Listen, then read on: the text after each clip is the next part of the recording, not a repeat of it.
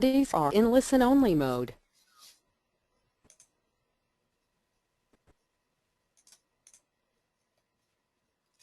Hello everyone, and welcome to the webcast. My name is Christine Dursey, and I'm the Executive Director of APA Ohio and Vice Chair of the New Urbanism Division, and I will be moderator for today's webcast. Today, Friday, August 9th, we will hear the presentation, Planning for Climate Change in New Jersey, Tools for Planners. For technical help during today's webcast, type your questions in the chat box found in the webinar toolbar to the right of your screen, or call the 1-800 number shown. For content questions related to the presentation, type those in the questions box also located in the webinar toolbar to the right of your screen. We will answer those at the end of the presentation during the Q&A session. On your screen is a list of the sponsoring chapters and divisions. I'd like to thank all the participating sponsors for making these webcasts free and possible.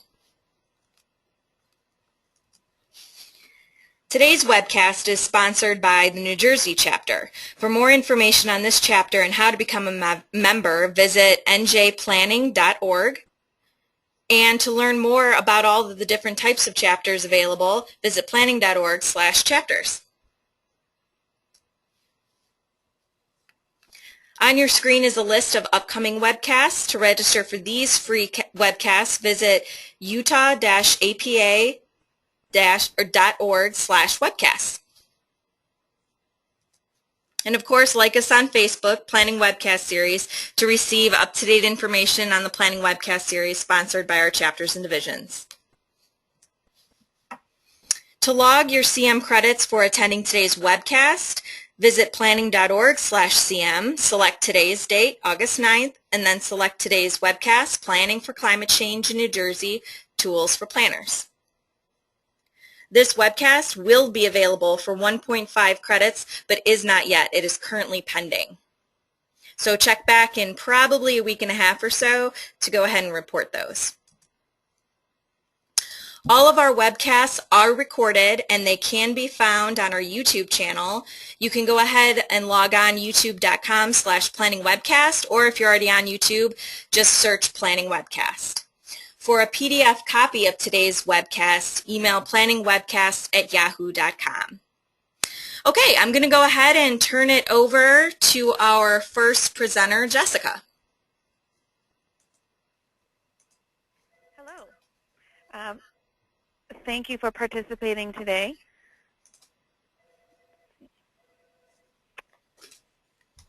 My name is Jessica Giorgiani. I am the Northeast New Jersey Area Representative for the APA New Jersey chapter, and I'm a planner with H2M Associates in Northern New Jersey.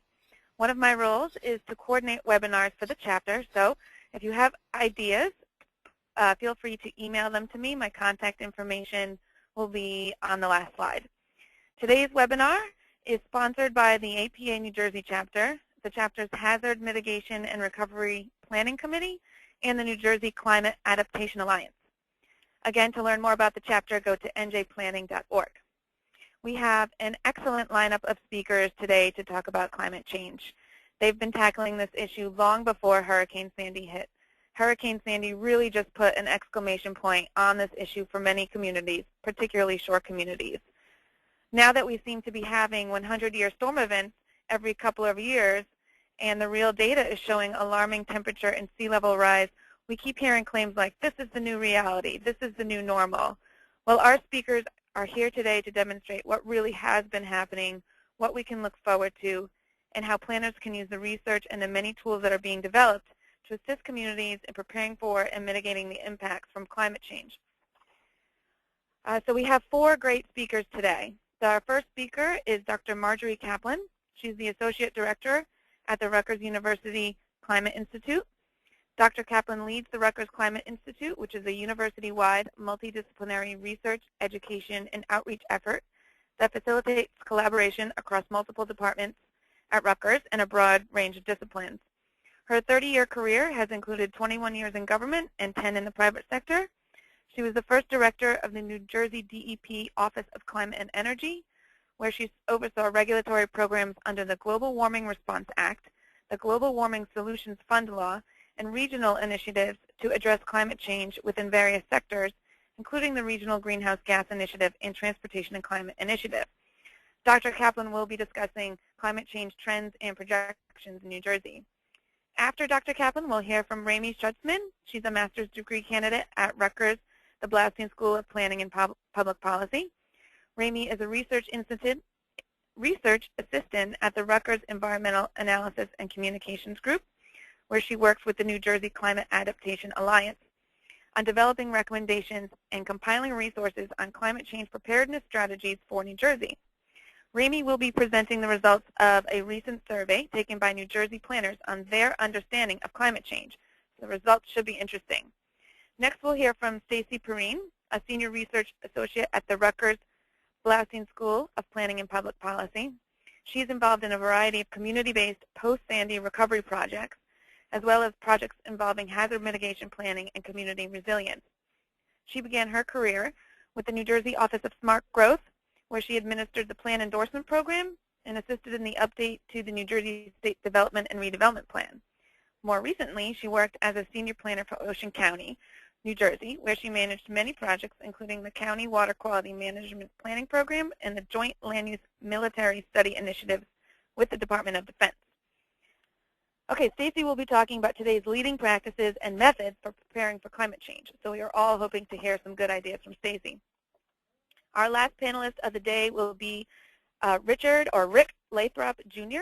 Rick has been a professor in the Department of Ecology, Evolution, and Natural Resources within the School of Environmental and Biological Sciences at Rutgers since 1989 and has served as the director of the Walton Center for Remote Sensing and Spatial Analysis since 1999.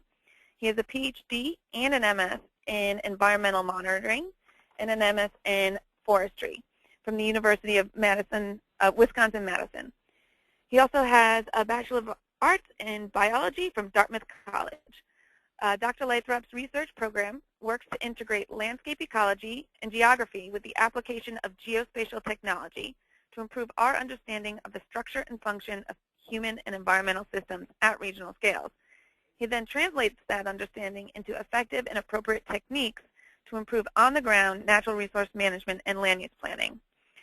In case there are any specific technical questions, we also have Jennifer Ravito on the line, and Jennifer is a GIS manager at the Rutgers Blaustein School of Planning and Public Policy. She'll serve as a resource. Okay, so now let's hear from our distinguished panelists, and I'll be turning it over to Dr. Marjorie Kaplan.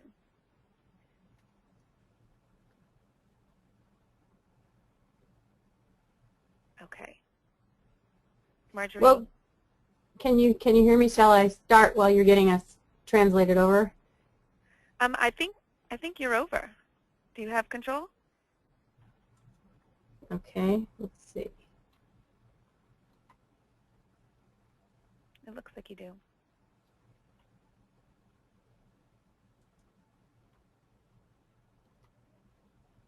Okay, it doesn't want to work, so I have to wait. Marjorie, I think you do have control. Move your mouse around. Okay, I'm trying to hit. Try the right-clicking.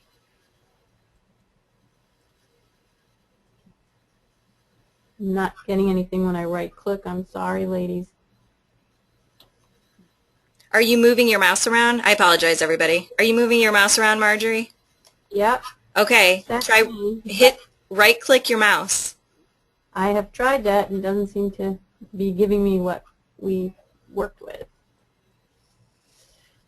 All right. Okay, Try well, you again. Let's see. Try it one more time. sure.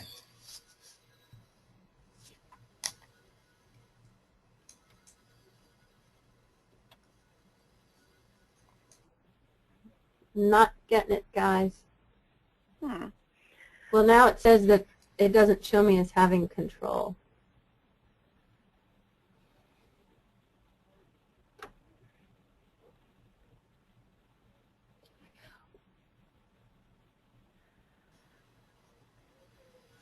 Okay, Can you try right-clicking one more time? And if try not, one more time. And if not, you'll just have to control it, Jessica. I'm sorry. I can advance. Yeah, that's fine. Nope, not working. Okay. All right. Well, Jessica, why don't you advance the slides for her, and then we'll just try with the next presenter. All right. I apologize. That's fine. Okay, well, while Jessica's moving us along, there we go. So thank you very much. Thanks, Christine. Thanks to APA's New Jersey chapter, including Linda Weber and Jessica, for inviting our participation today. I was also asked to speak a little bit about the Adaptation Alliance, so I'm going to throw in a few slides about that. So please, next slide. So what is this New Jersey Climate Adaptation Alliance, and what's Rutgers' role? It's a network of policymakers, public and private sector practitioners, academics, NGOs, business leaders to build climate change preparedness capacity in New Jersey. It formed as a result of a consensus recommendation by participants during a November 2011 conference. It's noted here, the title. You can watch the inaugural conference proceedings and view the presentations at that website. I note that the impetus behind this conference was the state's largest utility, PSEG, who recognized the need to begin a statewide dialogue on climate adaptation. And as per the consensus recommendation from the conference, the Alliance is facilitated by Rutgers University as a neutral entity. I co-facilitate this along with my colleague Jean Herb of the Rutgers Blaustein School. The Alliance functions as a network of networks. We are developing and working through partnerships that already exist, so we're using existing delivery systems. And I'm going to just emphasize to you that our work has been ongoing in a very thoughtful, deliberative fashion and was underway prior to Hurricane Sandy. Former New Jersey Governors Thomas Kean and Jim Florio not only spoke at the inaugural conference, they serve as our honorary co-chairs, and they're also engaged in our meetings and activities. Slide 3. One component of our four-part work plan is outreach education for the general public, decision makers, targeted stakeholders, and practitioners. Thus, we felt it was important for everyone to get on the same page with respect to climate trends and projections and to ascertain base vulnerability to the sectors in New Jersey. The second part of my talk will be about those trends and projections. Here you see the initial set of sectors that we focused a series of working briefs on. Slide 4, please. The working briefs follow a risk and a vulnerability assessment approach. They discuss adaptation practices and provide an initial set of considerations for New Jersey. And in partnership with the Regional Plan Association, we've been developing an adaptation directory for New Jersey to serve as a clearinghouse function, and we're working to expand that and make it easier to search and for folks to submit data.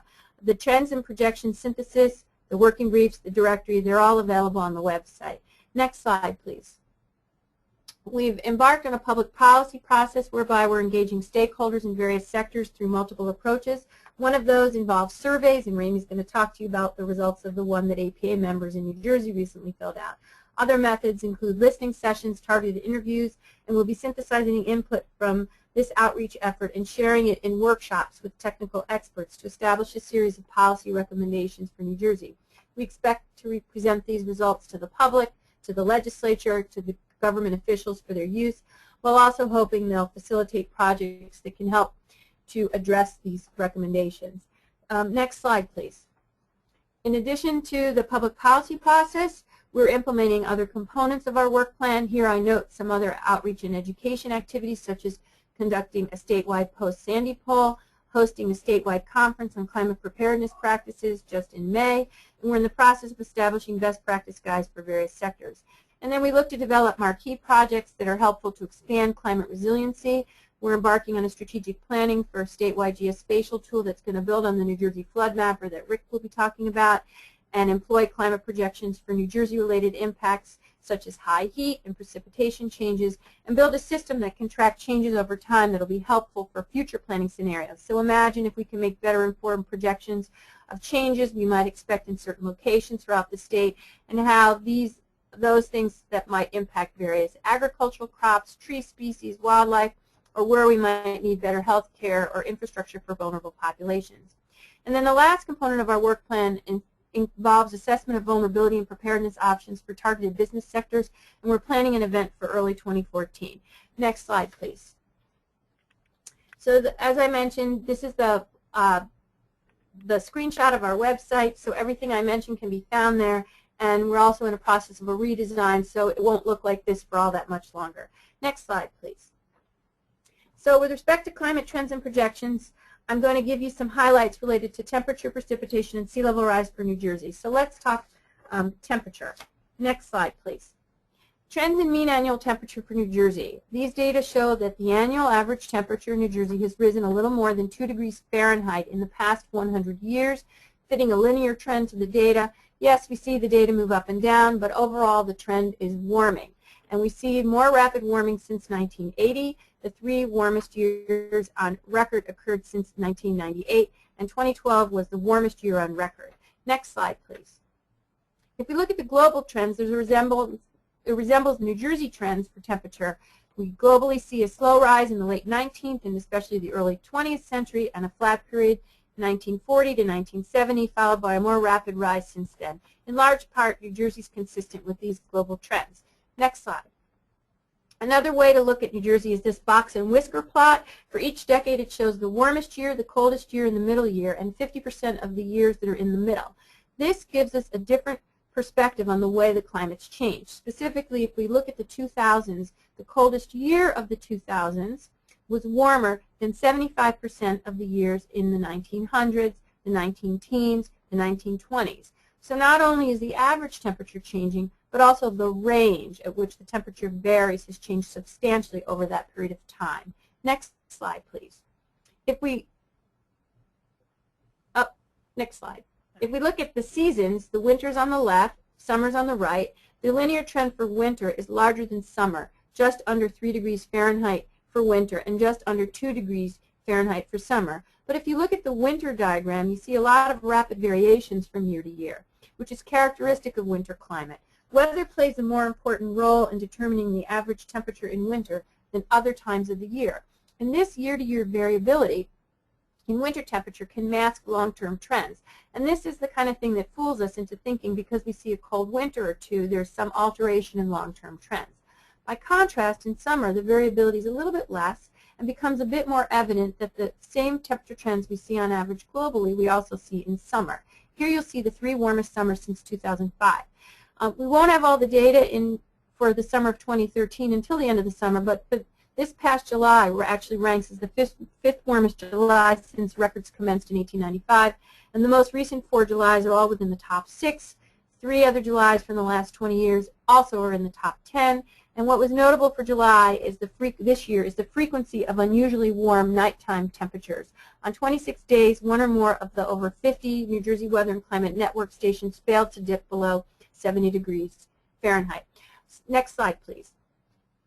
So this is a great graphic done by our state climatologists Dave Robinson and Jeff Hoffman, a longtime colleague from New Jersey DEP, for data going back to 1895. For each calendar month, it denotes the 5 warmest and the 5 coldest in New Jersey. So focus on the colors, and the blue and the red. Blue are unusually cold months. Red colors unusually warm months, respectively. And you look at each calendar month. The months run top to bottom. January's on the top, December's on the bottom, and time runs left to right, the late 19th century on the left and 2012 on the right. If we list the top 5 warmest and coldest months by coloring them, 60 warm months, 60 cold months, plus some ties. But what's clear is the blue colors are concentrated toward the beginning on the left side. 41 of the 60 coldest months occurred before 1931, and the red colors are clustered on the right side, so that 32 of the 60 warmest months occurred on the right since 1990. And if you just look since 2000, you see there have been 25 warm months and 2 cold months. So climate change doesn't mean we can't have a cold month or any more cold months. It just means that warm months are more frequent. Okay, so yes, you can go to the next slide. And now we'll look at the measures of offshore water temperature since 1984 from 2 coastal monitoring buoys, one just south of Long Island and one to the east of Delaware Bay. Over the last several decades, we see the trends for increases in temperature in offshore waters and their implications here for fisheries and aquatic ecosystems. Please advance. Although not in New Jersey, the closest location where there are long-term measurements for lake ice cover are for Lake Mohonk in upstate New York, where they've kept track of the data. The lake freezes up in the beginning in the winter and the date the ice goes out at the end. And we see that since the 1930s, there has been about a 20-day shortening of the ice season on this lake, and probably New Jersey lakes are responding in the same way. Next slide, please. So what's going to happen to summers in the future? Can we estimate how many summers will be warmer in the future than what was considered the warmest summer on record? So Battisti and Naylor modeled this, and their results from 2009 are shown here. The map on the left is the frequency of summers in the mid-21st century projected to be warmest than the warmest summer on record. And on the right, the same metric for the last 2 decades of the 21st century. And if we, I think you have to click one more. Thank you. And you could click again, that's fine. If you look at New Jersey, 70% of the summers will be warmer than the warmest summer on record by the middle of the 21st century, and 90% of summers by the end of the 21st century are projected to be warmer than the warmest summer on record. And there are, of course, implications for human health, agriculture, and energy demand. So let's go to the next one. We'll talk about precipitation. And this is a photo after Hurricane Irene, by the way. Slide 18, please. In looking at New Jersey precipitation trends, we see an upward trend in precipitation if we do a linear straight line fit of the annual mean New Jersey precipitation. And with respect to precipitation, there's a great deal of variability year to year. And this green line attempts to smooth that out. And you see there's a large decadal variability. Example, it was very wet in the last decade. And we can see the drought of the 1960s, then the wet period in the 1970s, and the wet period in the last decade or so. And so by looking at seasonal trends in the 20th century, most of the upward trend comes from changes in the spring and the fall, and you see smaller in the summer and winter. But this high variability for precipitation makes it difficult to discern the trends in the total precipitation amount. Next slide, please. The total amount isn't the only thing that matters, and we can look at the sequences of wet and dry months. So we have a similar graphic as Dave Robinson and Jeff Hoffman did for precipitation as they did for temperature. I'm ranking the wettest months to the driest months. And you see here there's no obvious long-term trend in the frequency of wet and dry months, which emphasizes this variability. The wettest month for 6 of the 12 calendar months has occurred since 2003, however, and this might be or may be a harbinger of other changes in the variability of precipitation. Next slide. So precipitation is a complicated metric, and this image is for the northeastern United States percentage of area of the Northeast, in which greater than the normal fraction of precipitation has come from heavy one-day precipitation events, those really in the tail of the precipitation distribution. And the background level for this metric for most of the 20th century was a little over 10%. But beginning around 1990, there has been an upward trend in this metric, so that in the recent decade, it's more in the range of 20 to 30%. So we're seeing more frequent heavy precipitation events, and heavy precipitation events are becoming heavier. Can you advance the slide, please? Another way to look at precipitation is what fraction of it comes from very heavy rain events by region. And in the Northeast, over the period since the late 1950s, there's been a dramatic increase in the amount of precipitation coming from very heavy events, the heaviest 1% of precipitation events. Next slide, please. Looking to the future, we can look at projections of changes in the return period of heavy 24-hour rainfall events. This idea of return period you might recognize in terms of an extreme climate or weather event. It's essentially 1 over the probability of an event occurring in any given year. So if we talk about a 20-year return period, it's an event with a 5% probability of occurring in any given year. And this image from the IPCC Special Report on Extreme Events assesses how frequently events today considered to have a 20-year return period will occur in the future. Done by region, but we'll look at the Northeast region. Do you need to click again? Thank you. And there are 3 scenarios of emissions. The low, the moderate, and the high greenhouse gas emission scenarios are represented by the colors. And the box and whisker plot shows the range of variability from simulations of the future. So even with variability, it's clear the return periods are expected to become shorter, so that by the middle of the 21st century, what today would be considered a 20-year return period event will have a typical return period of 10 to 12 years. And by the end of the century, the return period is more in the range of 7 to 9 years. So trends we're seeing with respect to heavy rainfall events will continue and will have implications for river flooding and vulnerable infrastructure. Next slide. We'll talk about sea level. So sea level in New Jersey has been rising fairly steadily over the 20th century. Next slide. You see the tide gauges here for Sandy Hook record at the top and the Atlantic City record on the bottom. And this goes back a little more than 100 years, and about 4 millimeters per year, or 14 to 15 inches in the past century, of rise at Atlantic City. New Jersey has more rapid than global sea level rise, averaging the global average of 1.7 millimeters per year over the 20th century, because in New Jersey land is subsiding, which is caused by a combination of factors. One being changes of movements of the Earth's crust, which is left over from the Ice Age that ended about 15,000 years ago. So during the last glacial period, the weight of the glacier pushed the Earth's crust downward into the soft mantle. Some of the mantle moved sideways like toothpaste when you squeeze the tube, causing the Earth's crust to bulge upward just beyond the edge of the glacier. And once the glacier retreated, its downward force diminished, allowing the mantle to slowly flow back to where it had been. So the upward bulge of the crust is now subsiding. The other main region for subsidence is compaction of sediments in the coastal plain from the withdrawal of groundwater. So we have water going up, land going down, and water rising is what we expect to get larger in the future. Next slide. So satellite records over the last 20 years show the globally the rate of rise is 3 millimeters per year now. So rise is accelerating a little bit, is twice as large as the average globally over the 20th century and expected to increase. And then projections from our faculty here at Rutgers, which includes Professors Ken Miller and Professors Bob Kopp, predict a 17-inch increase relative to the year 2000 by 2050 and a 41-inch increase by 2100.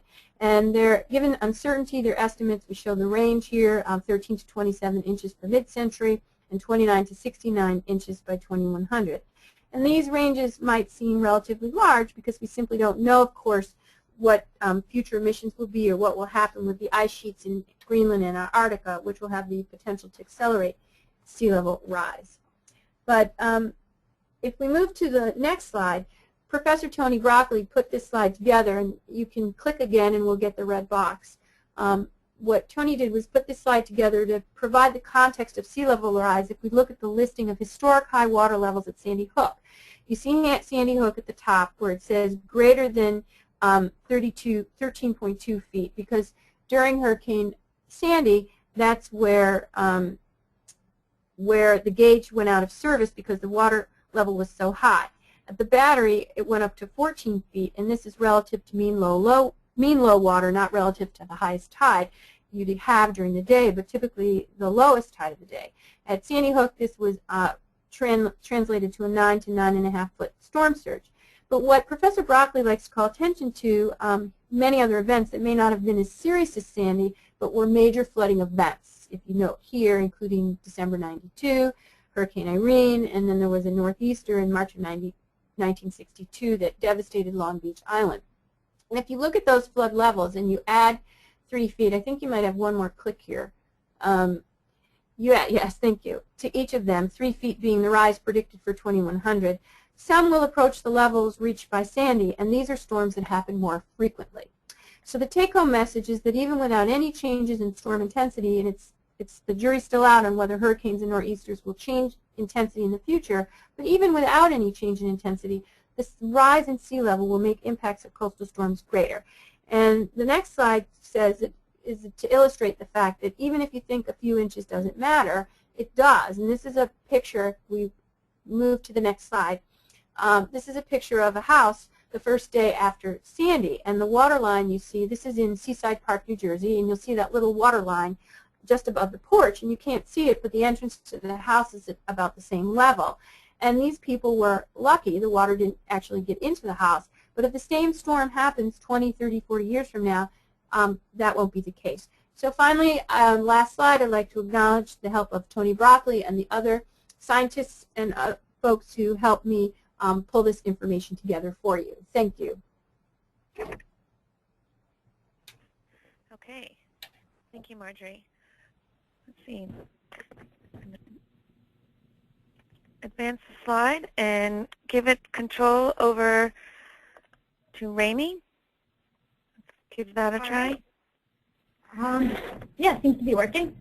Good afternoon. My name is Ramey Schutzman. I'm a graduate student at the Blasting School of Planning and Public Policy at Rutgers University. And I'm going to be presenting the results of a survey that the New Jersey Climate Adaptation Alliance conducted in conjunction with the New Jersey chapter of the American Planning Association, and which hopefully many of you participated in. All right. I thought that this was working, and it is apparently not. I'll do it. Darn, I was hoping that wasn't going to happen. All right. So the survey that we did with APA New Jersey was one in a series of surveys that we're conducting amongst a variety of stakeholder groups, including public health officers, land stewards, coastal communities representatives, emergency managers, and people from the business community, amongst others. And the idea behind these is to inform our public policy process and the recommendations that the New Jersey Climate Adaptation Alliance will ultimately put together. In addition to these informal online surveys, Rutgers University and Dr. Michael Greenberg did a statewide phone poll amongst the general population of New Jersey, asking about their opinions on climate change and also about their willingness to accept more stringent land use regulations. The results of that survey were pretty interesting. They indicated that New Jerseyans are willing now to accept a pretty unprecedented level of land use restrictions, including letting the government decide which areas should not be developed, things like that that really there hasn't been public support for in the past. And we encourage you to check out the results of that survey online at the NJCAA website. Not surprisingly, though, that survey also showed that New Jerseyans have a fairly low willingness to to implement many of these restrictions. For example, only 19% of respondents were willing to raise state income taxes for 1% for 5 years to pay for these things. People were willing to raise hotel taxes so that visitors pay or to issue bonds so that their grandchildren pay, but sales tax and income taxes were kind of off the table. Next slide, please. An overview of the participants in the APA New Jersey planners poll.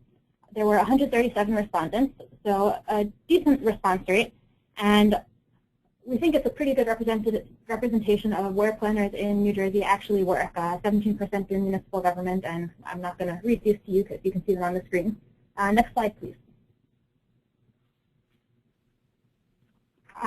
What this poll showed is that planners strongly believe that climate change is occurring and that it's caused by human activity. So a full 90% of the respondents to this poll said that they either agreed or strongly, agreed with the statement that global climate change is occurring, and 79% think that climate change is caused mostly by human activity, which is pretty different than the responses we've gotten from some of the other surveys. For example, public health officers tend to be a little bit more skeptical than planners do or land managers do. Next slide, please.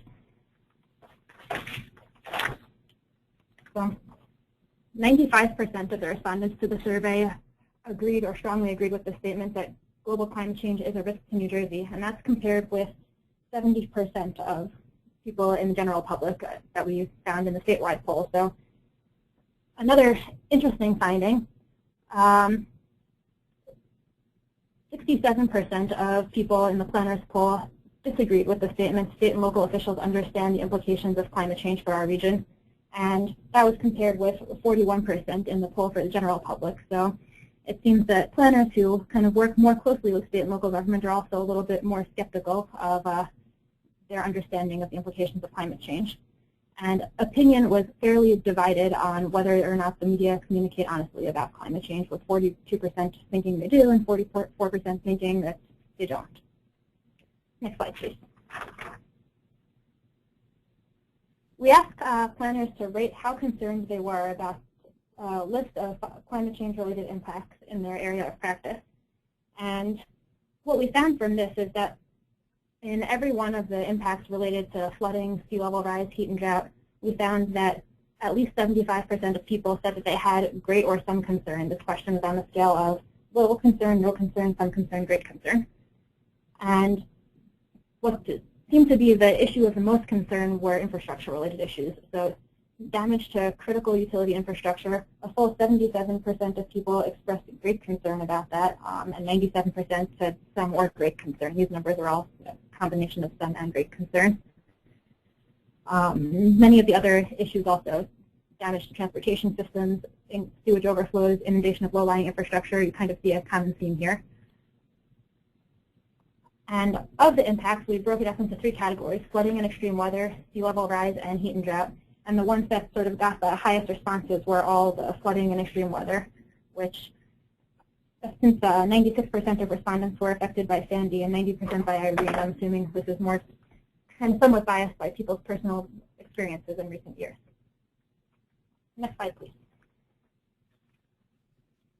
We asked planners to identify what they see as the primary challenges to planning for climate change adaptation in New Jersey.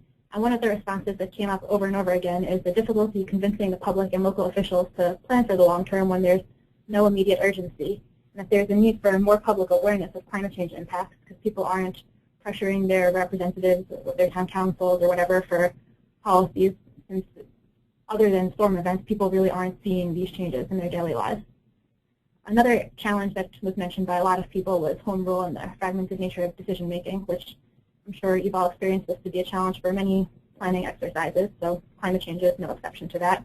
Other things, lack of political will, limited funding, and data shortcomings, both the difficulty of making accurate projections and knowing what you're planning for, and also the expense and expertise needed to work with the data that is available. Next slide, please. We asked what actions are in place, planned, not planned but needed or not needed in planner service jurisdictions. And these are the responses of which actions are already in place or planned in order of, which have the most responses. So we can see that many communities do have already or are preparing emergency preparedness and response plans, followed by hazard mitigation plans, risk maps, and so on down the list. This presentation, I believe, will be posted on the APA New Jersey website, so you can sort of scrutinize these numbers there. But it is interesting and heartening to see that many of these things are being done already. It's also interesting that 24% of respondents reported that they are currently in the process of implementing requirements to elevate houses rebuilt after flood damage. Next slide, please. Okay, so we saw what's sort of in place and what's happening. So what's still needed? What's not being done yet? And so these are the responses that a lot of planners identified as needed in their service jurisdictions. And the number one thing with 73% of people was capital improvement and maintenance plans that incorporate climate projections. Also, censuses of vulnerable subpopulations, comprehensive plans incorporating climate change projections, and public outreach programs, which I guess is meant to address the lack of public awareness that I mentioned earlier. Green infrastructure projects, 55% of people identified riparian buffers, living shorelines, native landscaping, tree planting, wetland restoration, and projects like that as a need, but 28% of people reported that such projects are currently planned in their area, so that was something we thought was interesting. Next slide, please.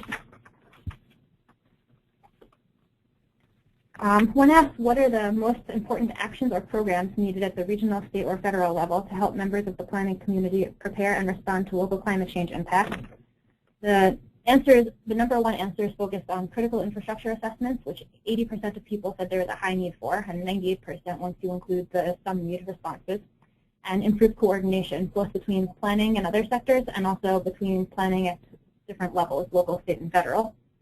We asked a similar question, what does your planning jurisdiction most need to prepare and be ready to respond to climate change impacts over the coming decades, and asked people to sort of input their own responses there.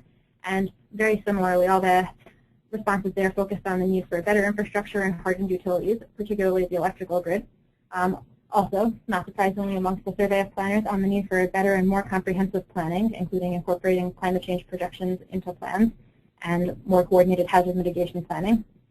Some other needs that were identified include better data, adaptation tools that are appropriate for urban settings, and that was an interesting one because it was one that we actually hadn't included on the list we presented, and a few respondents pointed out that there really isn't a tool set available for how urban communities that can't use setbacks or elevation should be responding to flooding issues.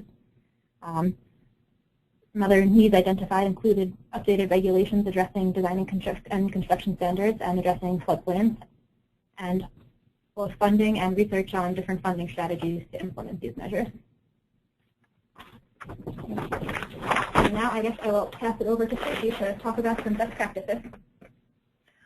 Okay. Hi, everyone. Thank you. I'm going to just try to give control to Stacey.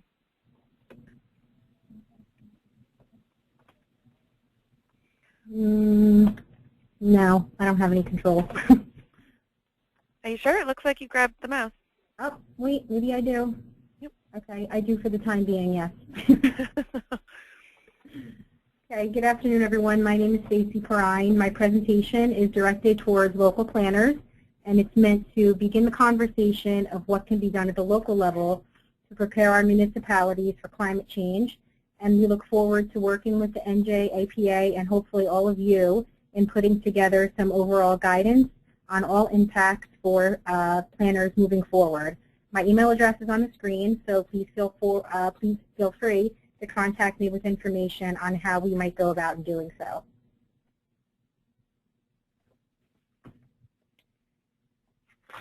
First, it needs to be acknowledged that most people in New Jersey who were severely affected by Hurricane Sandy are much more worried about the condition of their homes and personal belongings at this very moment than they are about climate change, which is much more of a slower process.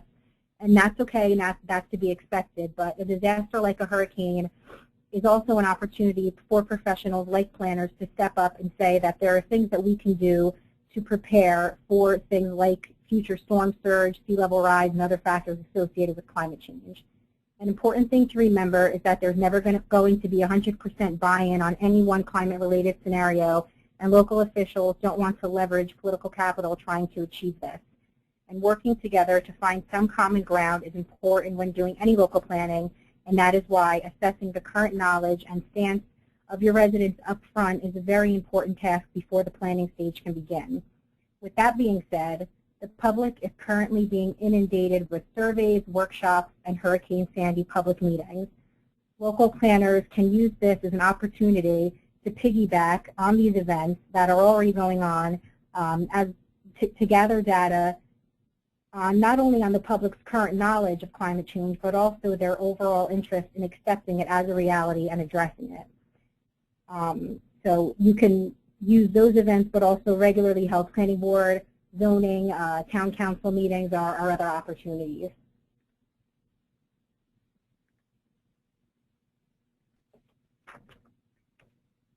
Building and maintaining support for planning for climate change can be done through a local leadership team who collects data and identifies climate impacts, which are precipitation, temperature, drought, storm surge, sea level rise, and heat waves. These have been identified by the New Jersey Climate Adaptation Alliance as the base climate impacts for New Jersey. Storm surge may not impact all areas of New Jersey, and other threats such as wildfires may be more prevalent in other areas. Part of the job of the local leadership team would be to identify the climate impacts in their individual community and apply them directly. This information is then disseminated to the public, again using town council or planning board meetings if separate climate workshops are not possible, to break down the basics to residents in non-technical, easy-to-understand terms and graphics. The local team should also lay out a clear path to implement needed projects related to their findings. For instance, if high impervious surface is shown in the town, along with loss of habitat and loss of forest and wetland habitat, the planner could identify a tree planting strategy to combat the heat island effect, as well as aid in stormwater management. It's important that project costs and partners are identified in the strategy phase so that there's a project champion and timelines and follow through. So this should go for projects big and small. And also the public should be engaged through the entire process. And it's important to note that some of these activities can get the community points in the community rating systems or the CRS program, and therefore lower the residents' flood insurance premiums. And participation in the CRS is also a valuable action. It can be a completely separate educational component to your climate mitigation and adaptation planning.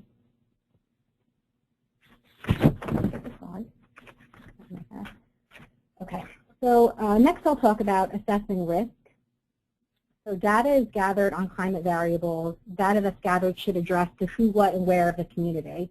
So identifying the who, what, and where in your risk assessment will require some basic census data collection and maintenance, as well as geospatial analysis on part of the municipality. So having this capability at the local level is important.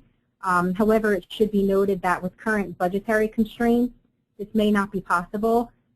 So gathering existing information from different departments within the municipality, such as planning, OEM, health and vital statistics, etc., may be sufficient and is a good place to start for a basic analysis. In terms of the who, You'll want to know the age, location, and mobility of the population, as this will illustrate not only who's living in the community and may be in harm's way, but also their capability to adapt to or retreat from the impacts of climate change. The where addresses where the risk areas are in your community. Is it coastal or inland? Your elevation and proximity to other geographical features that are also important even if they're not located directly within your community. Also specific land uses such as agriculture that are more sensitive to changes in temperature and precipitation are important to identify. Also identify other geographical features that may affect your community's response to climate variables, such as elevation and forest covers. Speaking specifically to flood-prone areas, federal flood payouts can assist in identifying and prioritizing key flood risk areas. The National Flood Insurance Program, Individual Assistance, IA, and Public Assistance, PA, payout data from FEMA is available upon request from FEMA for municipal officials for planning purposes, but not for release to the public. A lot of officials don't know this and they don't ask for it, and they really don't know how beneficial it is to see the historical locations of damages and payouts in their communities, whether it be public property and infrastructure or private homes and private property. Vulnerable sectors for local actions are covered in the next slide. So local planners and local leadership teams should identify vulnerabilities in their towns in the following sectors. So first is build infrastructure. This includes transportation, so roads and railways that not only serve the community day-to-day, but also serve as evacuation routes. Energy, telecommunications, and utility infrastructure, such as wastewater treatment sites, electricity, gas, landline utilities, cell phone towers, parks and preserved lands. Through capital improvement planning, towns and counties can be proactive about infrastructure planning and how and where they want to invest going forward.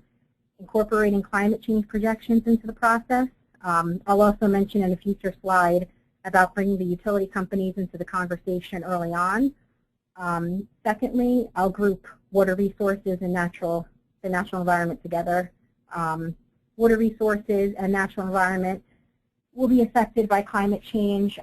This includes water quality, increased inland flooding, wastewater, stormwater management, wetland impacts, impacts on forest and species habitat.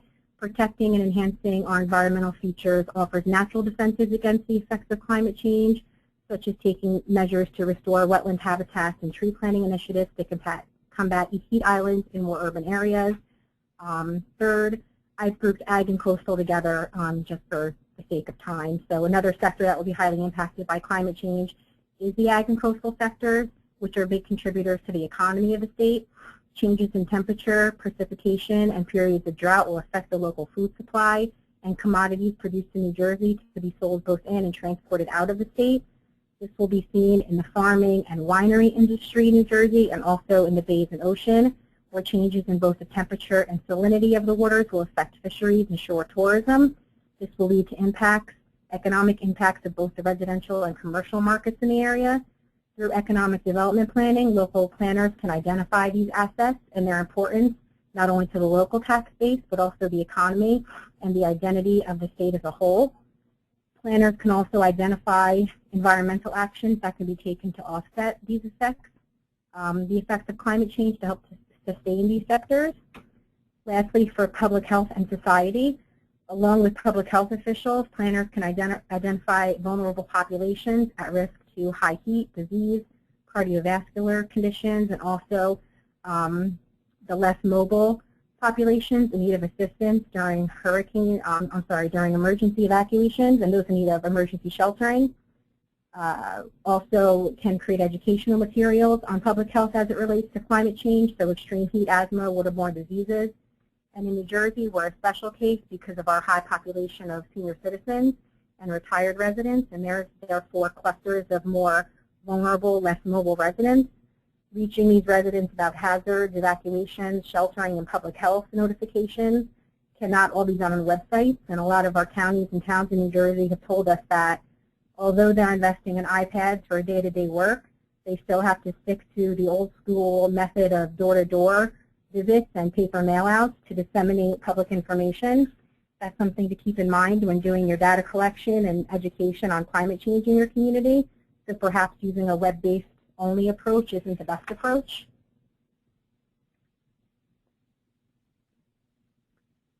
Lastly, in terms of local actions, I would mention the regulatory and land use actions that planners can take. They can help with and guide their towns. So incorporate sea level rise, temperature, drought projections into local planning documents that link to comprehensive master plans, regional plans, circulation and mobility, capital improvement, zoning ordinances, stormwater management plans, redevelopment plans, hazard mitigation plans.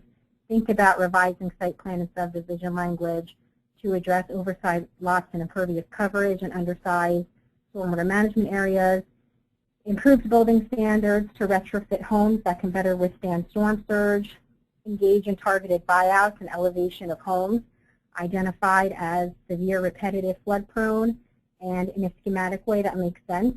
So to avoid the impression that these decisions are randomly made. And again, FEMA maintains a database of both repetitively flooded and severely repetitively flooded homes throughout the state that you can request for research and planning purposes to guide you.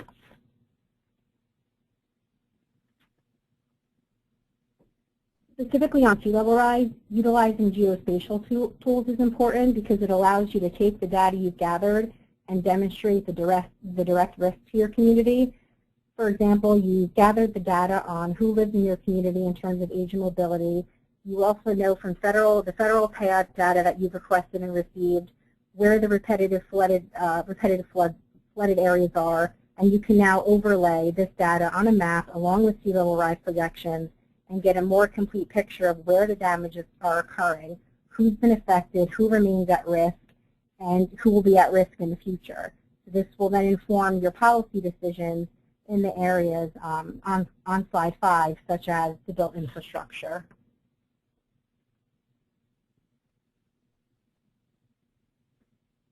Engaging local stakeholders and better coordinating between all sectors is important so that planning for climate change doesn't become what we've seen hazard mitigation planning become, which is a plan that's written by one agency, so usually OEM, and then projects are done by another, usually engineering. So you can do this by engaging all parties up front, so the public, elected officials, the environmental community, the business community, nonprofits, schools, universities, public works, health officers, OEM, fire, police, of course planning, engaging neighboring municipalities and regional leadership, sharing your adaptation strategies because changes in temperatures, sea level rise, and storm events aren't stopping at municipal borders. Discuss your financial benefits of working together and shared services. Review the possibility of regional preservation initiatives such as greenways and joint buyout initiatives where repetitive flooding is crossing municipal borders. Consider regional stormwater management strategies for more effective water recharge and flood reduction. Consider a multi-coastal communities joint dune initiative to protect a much larger swath of the coastal land instead of just one town, one block, or even worse, just one or two homes. And one last example is to facilitate better communication between residents and private utility companies and bring them into the conversation early on. So you ask, what are the utilities plans, if any, in your community to create more resilient infrastructure to better serve your community? In the public meetings that I've been to, this always comes up. So the residents and the town officials are asking, is someone from the power company going to be here? So you want to get them involved early on in the process. And this is just, this is my last slide. This is just additional resources that you can review on your own time. This will have some examples of local adaptation plans and more information on the subject. And that's it. Great. Thank you, Stacy. I am now going to give it over to Rick. Okay. And 1 second. Okay, can you try moving your mouse or?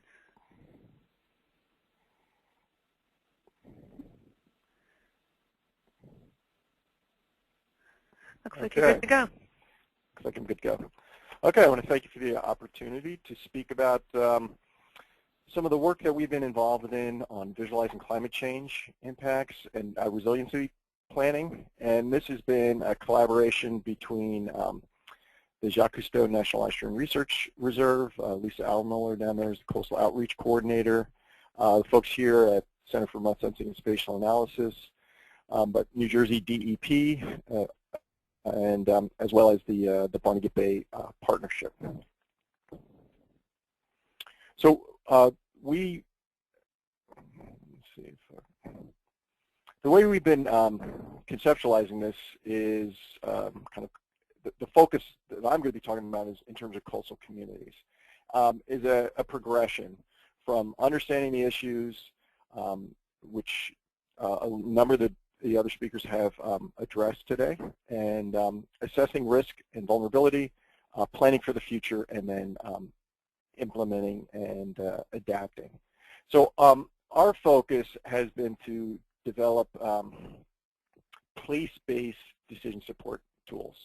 The idea that local land use planners need specific information about their communities, and so part of that has been working with kind of various geospatial tools to be able to visualize that. So in terms of understanding issues, Marjorie earlier went through a lot of this, and so I'll go through this relatively quickly. But the key point that I try to make is, that sea level rise has been occurring over a number of years, and so we have a very rich database in terms of empirical database of change across the time period. And so this particular graphic is showing that for Atlantic City in terms of the trend over the last 100 years of increasing sea level rise. But when we start to look to the future, there's a number of other factors that are coming into play. And so depending on your planning horizon, whether you're looking at the 2030 or 2050 or 2100, there's definitely, we expect to see an increase in terms of an acceleration in sea level rise rates to a number of different factors. Key thing about the graphic here is that there is a certain amount of uncertainty, and that uncertainty increases, so we see this wider envelope as we go out into the future. So based on some of the best estimates that we have here for New Jersey that incorporate some of these factors, we can see in terms of at 2050, that envelope between a half-foot rise to greater than, or approximately 2.5 feet of sea level rise. So I think one of the events, so this was work that we've been engaged in for a while, but one of the things that's really focused attention is Hurricane Sandy and the impact that has had on the Jersey Shore, and the effect of storm surge and coastal inundation.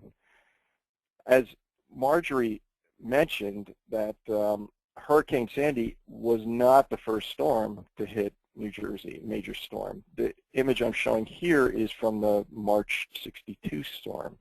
And so if we kind of zoom in, this is down at Strathmere, down in Cape May County, and you can see the amount of overwash across the shoreline and the beaches, the houses that have been knocked out. So there's been a number of storms that have impacted the Jersey Shore over the year. Now this graphic is similar to something that Marjorie showed, but was put together by Norb Sudi. And so on the left-hand side, you can see some of these major storms that have hit New Jersey over the years, and the inundation. And then on the right-hand side is estimated sea level rise for 2050. And so similar to the point that Marjorie was making is that certain storm, the overall flooding of these storms will be higher into the future, and this graphic does not include Sandy, and that other storms that weren't so, let's say, noteworthy, that under future sea level rise will be as high as some of the previous storms of record. So we expect, even if the frequency of these severe storms doesn't increase, that the impact of these severe storms will increase due to the effects of sea level rise. So one of the things that, in terms of actually trying to translate this information into to usable information from the planning perspective, is having detailed data on the Earth's surface and the terrain and elevation. So with LiDAR systems, light detection and ranging systems, we can now start to map with a high degree of accuracy in terms of what the elevation is. And this is just showing an area for Cape May, and then showing what some of the LiDAR map looks like. So we have, incredibly good information now that we're building up for the state of New Jersey that allows us to look at the potential inundation posed by storm surge and sea level rise. Data that we really didn't have, the previous terrain data did not support really detailed analysis. So based on this new LiDAR information and some of the other information about sea level rise is coming out, working with the Jacques Cousteau Estuarine Research Reserve, Rutgers had developed, and working with the NOAA Coastal Services Center, developed the New Jersey FloodMapper. And the idea was to be able to assess risk and vulnerability for site-specific or place-based decision-making, for individuals to be able to visualize which areas are most vulnerable. And this was designed as a web-based tool. So the idea is that you don't need special software, you don't need an ArcGIS license, you can get online and be able to work with it. So I'm just going to give some examples. So this is not a live demo. These are some screenshots. One of the things that what we have here is the idea of being able to visualize different levels of flooding. We're using different increments, basically 1 to 6 foot of flooding. We incorporate information about facilities. So the idea is, what are some of potentially vulnerable infrastructure, and then there's information on social vulnerability, and this is something that, and as well as economic vulnerability. The economic vulnerability is a piece that we're working on now. We're also working to add additional information in terms of social vulnerability, in terms of particular locations of vulnerable populations. So this is a living site. We're adding to it all the time. But if I go to the next slide here, the idea is that you as a user can increment and look at which areas are vulnerable under different flooding levels. So this is showing a 3-foot sea level rise.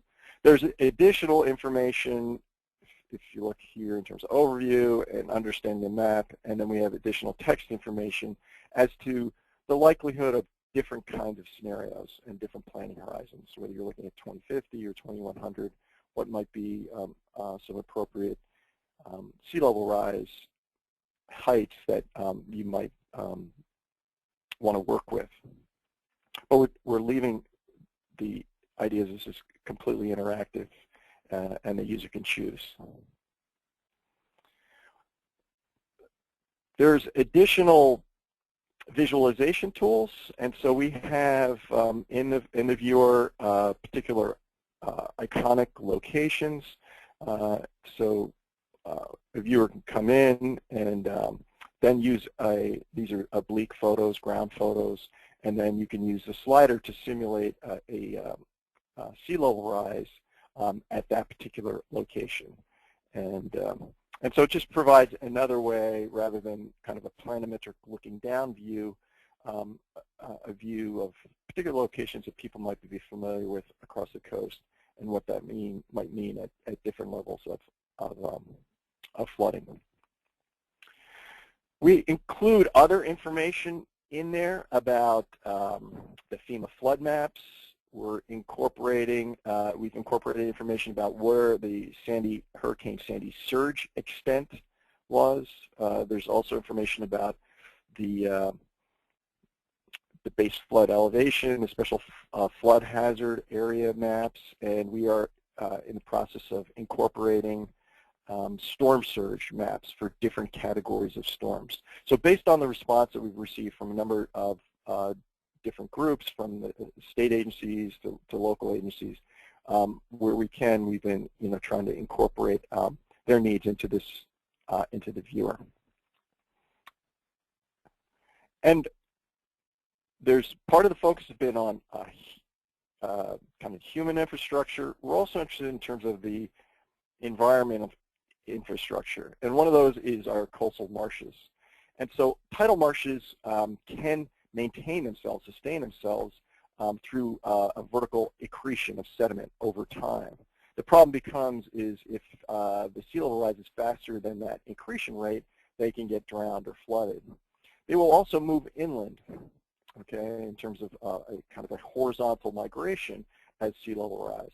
And so where we have natural shorelines where there's no impeding factors, then we would expect marshes to move inland across time, and we've seen this in many places in New Jersey.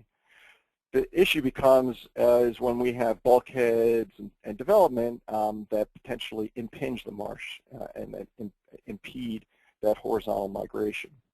So as part of the viewer, we have incorporated information about where existing salt marshes are, where as you look under future sea level rise. So this is at a 1 foot rise, and I'm just going to kind of increment up at different levels of rise here. And then in terms of the 2 foot rise, where we would expect to see an increase in horizontal migration in terms of where it's impeded and unimpeded, and then also where we would expect to see changes or loss of marsh as they get flooded.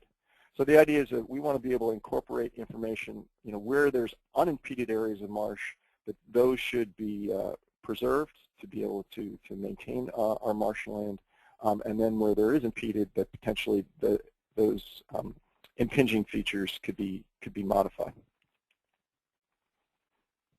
So I'll just increment through. Now, there are other tools out there, and so I've been asked to talk about some of the other web-based interactive tools that you may be familiar with or maybe not. But FEMA has the best available flood hazard data map, and so you can go to that site and see your communities and see if some of the preliminary base maps, the preliminary work maps that supersede the advisory base flood elevation maps. And as I mentioned, some of this data is or will be incorporated into the FloodMapper.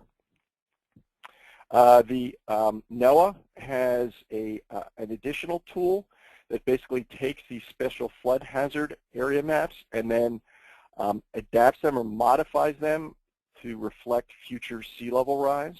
And so this is showing an example for the 2050 and kind of showing a low, intermediate low to highest estimate of sea level rise and how that might change the vulnerability, the special flood hazard areas in the future.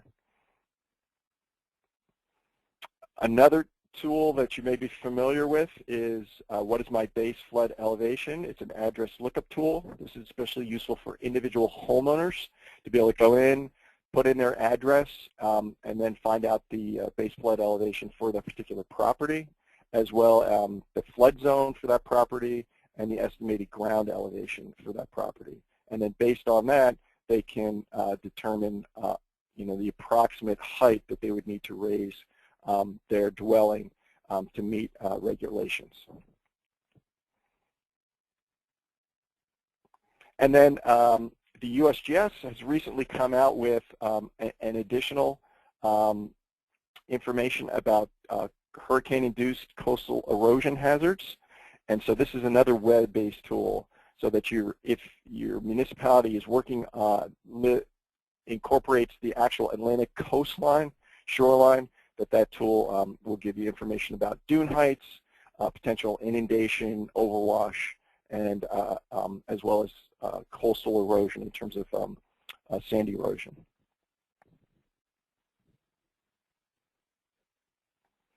So those various tools allow an individual or community to be able to visualize and assess the risk. The next step is in terms of using that information to plan for the future. So we have a companion website called prepareyourcommunitynj.org. The idea is in terms of how you take that information and use it for resilience planning. And it basically is a workbook that incorporates a variety of the different plans that might be appropriate at the municipal level. And I'm just kind of highlighting one in terms of shoreline restoration plan. And what we're working on now is actually creating the linkage, a better linkage between the NJ FloodMapper and the prepareyourcommunity.org. The idea is that you could take the maps, take the graphics from the FloodMapper, and use that, extract that for your municipality to assist in terms of preparing those municipal plans. And then the final component is in terms of the implementation and adaptation. And that's where you all come in terms of actually implementing and following through on developing these plans. So in terms of the key websites that I mentioned, the NJ FloodMapper for visualizing sea level rise, so that's njfloodmapper.org. And then in terms of the Getting to Resilience, the community planning evaluation tool is the Prepare Your Community, nj.org. Okay, thank you.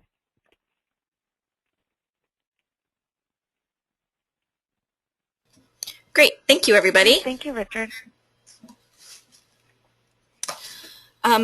I'll go ahead and ask, it looks like so far we only have one question, so I'll go ahead and ask that. But if anyone else on the call has any questions, remember to go ahead and type those into your question chat box, and we can get those going for you. This particular question actually is for Stacy. And the question is, as part of the vulnerabilities in towns, how were local economies addressed or looked at as part of the analysis? So Stacy, if you could speak on that. Well, so far, the research that I've done and the experiences that I've had have been mainly in the shore communities. So the elected officials and the residents that I've spoken to have expressed concern since the storm, but also before, about water quality and how the fisheries have been affected, and now post-storm, how the businesses have been affected and the rental economy has been affected.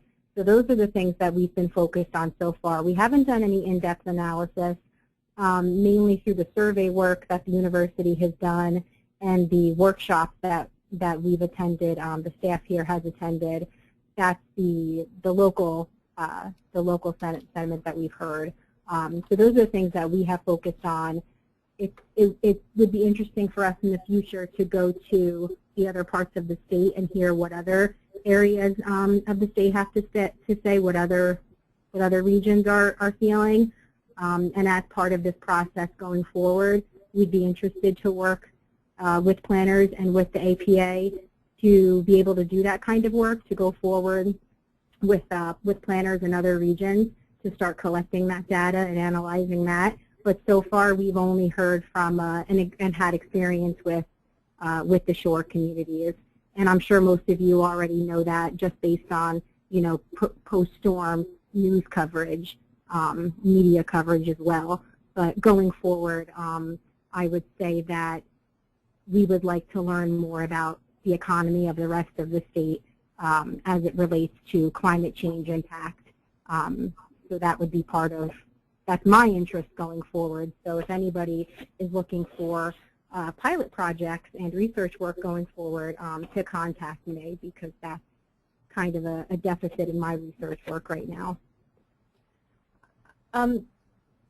Folks, this is Marjorie. I could also interject a little bit on this.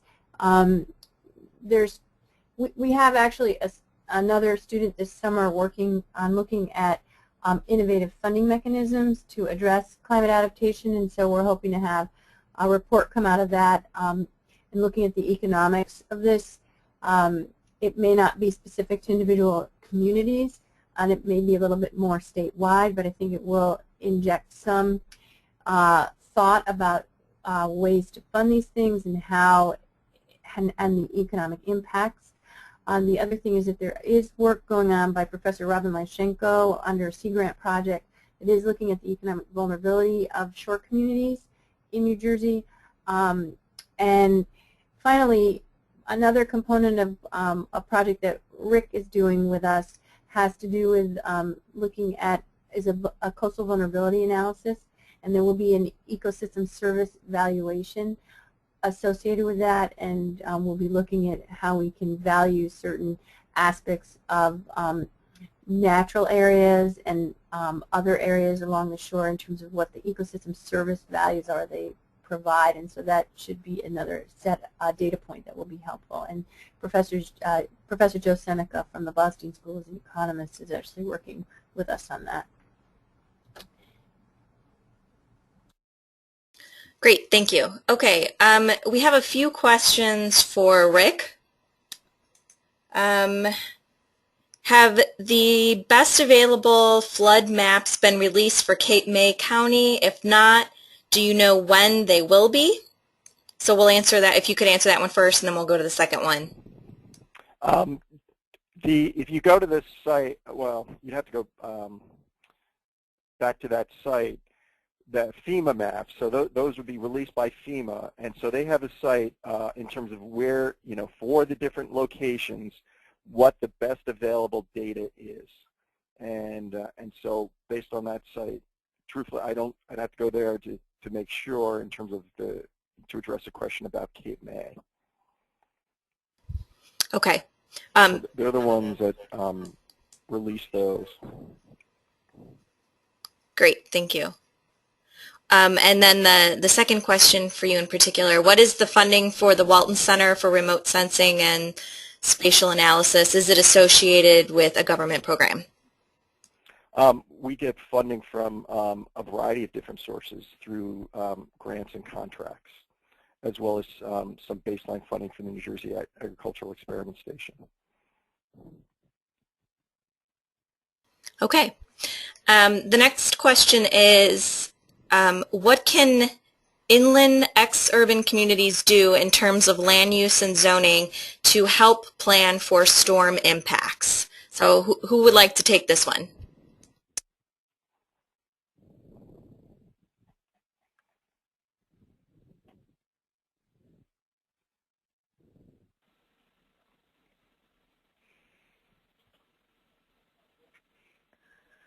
I think what happens is we have a lot of coastal and sea level rise experts here, and that perhaps we need a future webinar on inland flooding. I can make note. Yeah, this is Rick here. I mean, ideally, what we would be very useful is the same kinds of flooding scenarios for inland floodplains that we now have with the coastal floodplains. And so the USGS, the Water Resources Group at the USGS in West Trenton, is doing some preliminary studies for some inland watersheds to be able to look at, well, given 1 foot, 2 foot, 3 foot, different levels of flooding, then what areas would be inundated. So that would be very useful above and beyond in terms of the FEMA maps that just show potential floodplains. So that's something that's coming down the pike, but right now is in just kind of pilot study stage. And I think this is Marjorie. I think that some of the similar things that Stacy mentioned, once you have those data, some of the similar measures, whether it's buyouts or kind of getting out of harm's way or raising your house, there'll be sort of some of the similar approaches. This is Stacy. In a FEMA-funded project last year, Judy Shaw in my office and I went out and interviewed about a dozen towns in the Raritan River Basin. We asked them a series of questions about this was before Sandy, this was more focused on Irene, their history of riverine flooding, what they thought the causes were, what they wanted to do in terms of mitigation, how they wanted to pay for it, what their costs had been in the past. And every town, and I don't want to say every town, but some of the towns pointed their fingers at another town and said, it's because they built this. This year they built this, and that's when we saw that we started flooding. So I think that just increasing the dialogue between these different towns and doing some regional planning would really go a long way. Communication, I think, is key. And that we see that now even in the coastal communities. With the workshops that we're doing now, they say there's no regional planning and we don't even know what's going on in the next town. So how can we plan efficiently for, planning for climate change going forward when we don't even know what's going on with our neighbors? And, how can we be a good neighbor and plan efficiently when we don't talk to one another? And that came through in the Raritan. We see it when we do FEMA and flood mitigation work in the Passaic, and now we're seeing it in the coastal communities. So I think that just opening up the dialogue might be key. And I think, to interject, I think some of that also is coming out of the Together North Jersey initiative that you all are spearheading at Blaustein, which could address some of that. And further, so the planning is clearly important, and for communities to participate in the community rating system would be very helpful. Okay, let's move on because we're getting a lot of questions in now, but we don't have a whole lot of time left.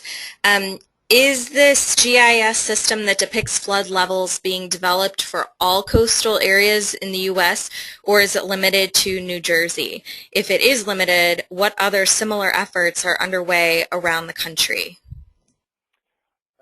So I can address that. So NOAA Coastal Services Center had the template that we're using for the New Jersey FloodMapper was developed by the NOAA Coastal Services Center. So there are similar kinds of web-based tools for other parts of the country. So at this point, they hope to do a nationwide. They started in the Gulf states. They have worked here in the Mid-Atlantic. So there is information for instance, Long Island and Delaware, and then they'll fill in some other areas across the country. Okay. Next question for anyone. What other states did you use as models for developing your plans and programs?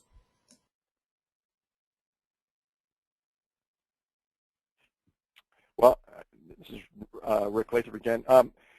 There's been some interesting work out in Long Island, basically spearheaded by the Nature Conservancy, where they've done a lot in terms of vulnerability. Coastal vulnerability and sea level rise assessment work, as well as the state of Maryland. Okay, great. The next question is for Marjorie. And I'll just add this, Marjorie, that I think that Go ahead. Well, I was going to just say that the alliance that we formed is, I don't really know of another state that has something quite like what we're doing. I think it was either, I'm going to say the wrong state, but it may have been Minnesota or Wisconsin that had teamed up with the university for developing adaptation planning for the state.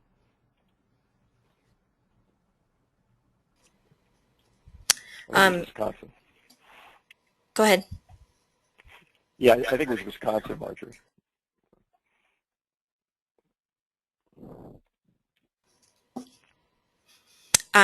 Okay, Marjorie, this one is for you. Has there been any analysis of trends for wind effects from severe storms? This has been a major issue for heavily wooded inland communities.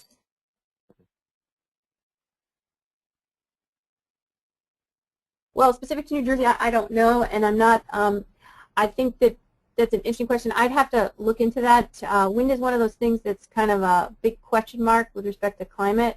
I know there's been some work done, but I'm not that up on it. But if the person wants to send me information, I'll see what I can get them back. Okay. How can we find out what FEMA's timeline is for the remaining counties in New Jersey? Yeah, this is where I mean, I was just looking at their best available flood hazard website, and so, for instance, to answer the question about Cape May, you know, right now it's just the advisory data. The preliminary work map data is intends the status to be released in July. You know, obviously we're now into August, and so that hasn't been updated yet. So we're just like a week behind. But you know, FEMA, as they're rolling these out, are putting those. But my understanding is the completion is still, you know, over the next year or two for the entire state.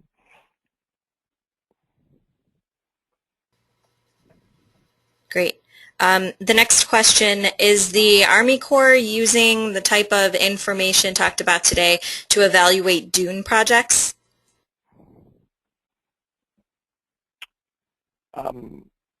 Yeah, my understanding is yes.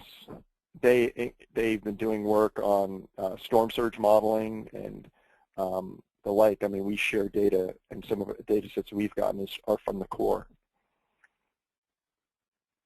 So since Sandy, well, prior to that, but there's a lot of interaction between NOAA, Army Corps, FEMA in terms of sharing data.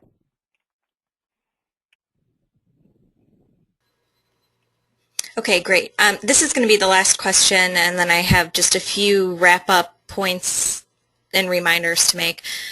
So the last question is, it was mentioned that rising sea levels would increase the impact of coastal storms. Do the implications of this steady rise also include an increase in the chance and frequency of severe coastal storms making landfall in New Jersey, like Sandy? Do you want to address that, Marjorie? Okay, I guess that's me. So the jury's still out about frequency and location. It's a very active area of research right now.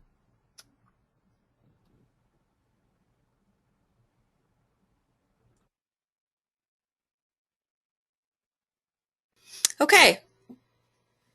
I'm going to go ahead and change presenters back to myself and finish up a few things.